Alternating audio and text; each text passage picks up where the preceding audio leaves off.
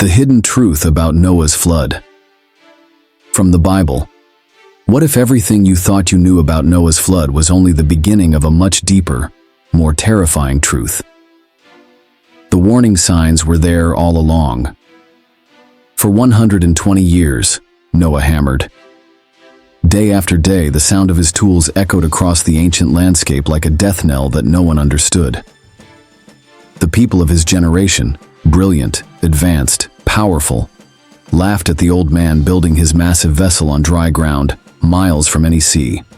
But Noah wasn't just building a boat.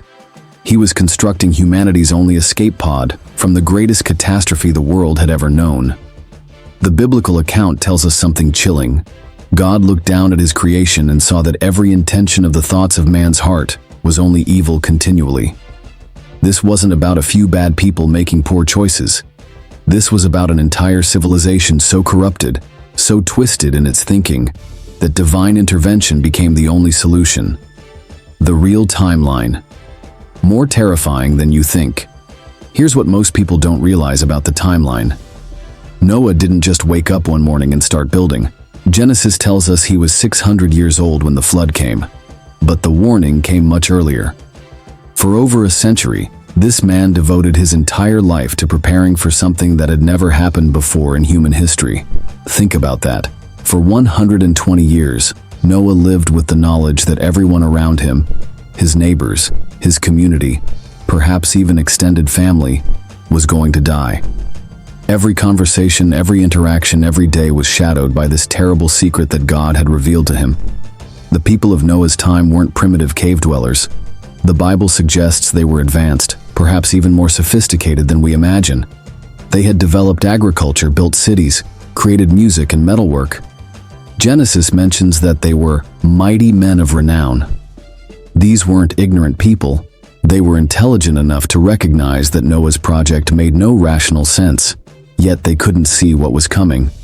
The Nephilim factor. The untold horror.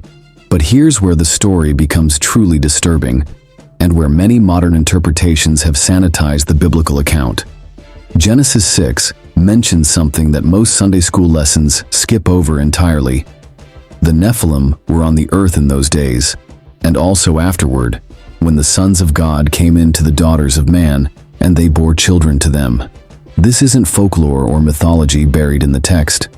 This is biblical history, describing something so abnormal, so contrary to God's design, that it contributed to the decision to wipe the slate clean. The Hebrew word Nephilim comes from Nephil, meaning to fall. These were the fallen ones, beings that represented a corruption so fundamental that it threatened the very genetic integrity of humanity itself. The text suggests that supernatural beings had interfered with human bloodlines, creating hybrid offspring that were mighty men of renown. This wasn't just moral corruption. This was biological contamination on a scale that threatened to make humanity unredeemable. The 8 souls. Why these specific people? When God looked across the entire earth, he found exactly 8 people worth saving. Not 800, not 80. 8. Noah and his wife, their 3 sons, Shem, Ham, and Japheth, and their wives. Out of what could have been millions of people spread across the ancient world, only these 8 individuals maintained the genetic and spiritual purity necessary to restart the human race. The Bible says Noah was righteous in his generation and walked with God, but it also says he was perfect.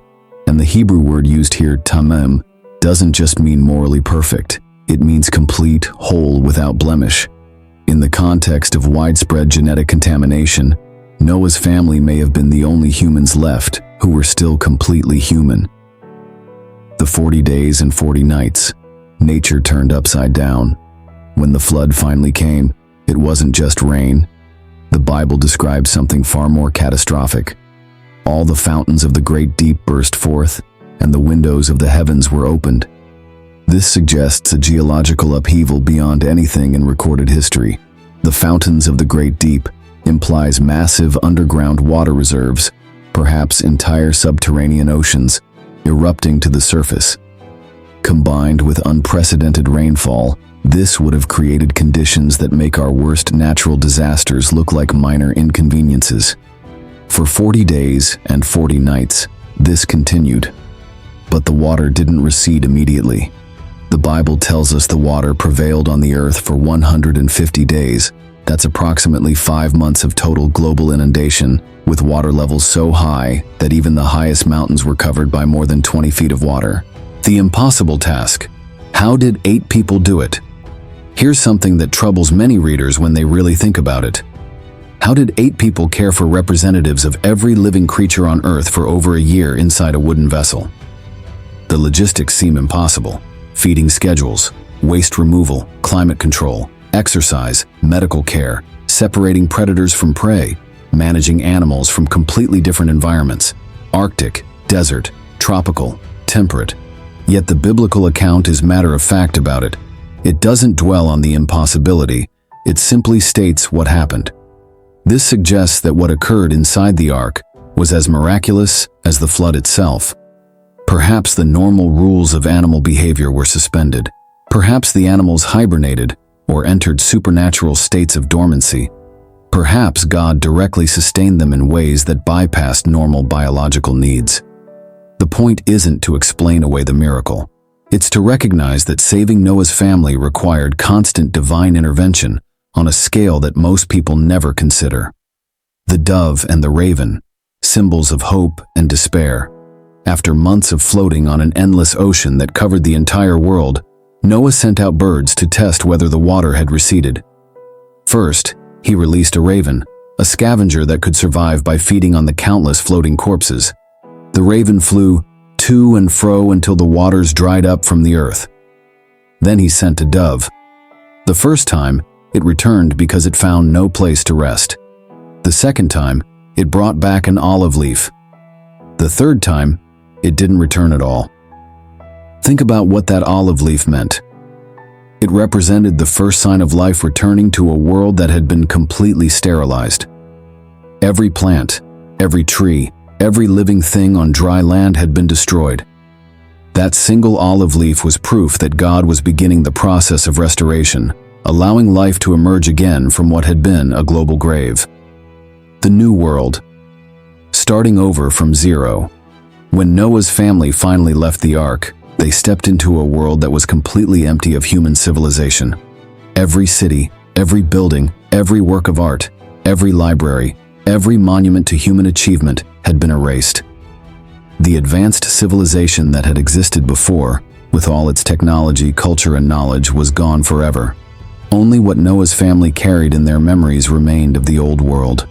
But more than that, they stepped into a world that was fundamentally different. The Bible suggests that the pre-flood world had different atmospheric conditions, different geography, different weather patterns.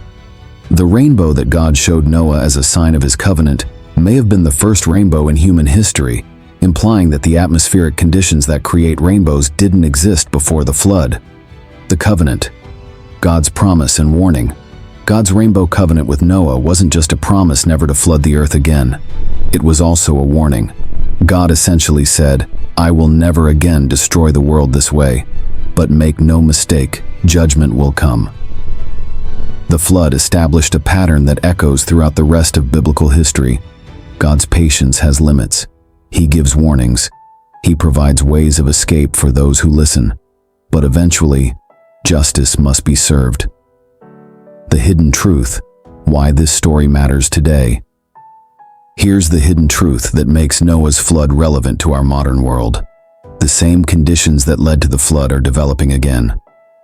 Jesus himself said, "As it was in the days of Noah, so it will be at the coming of the Son of Man."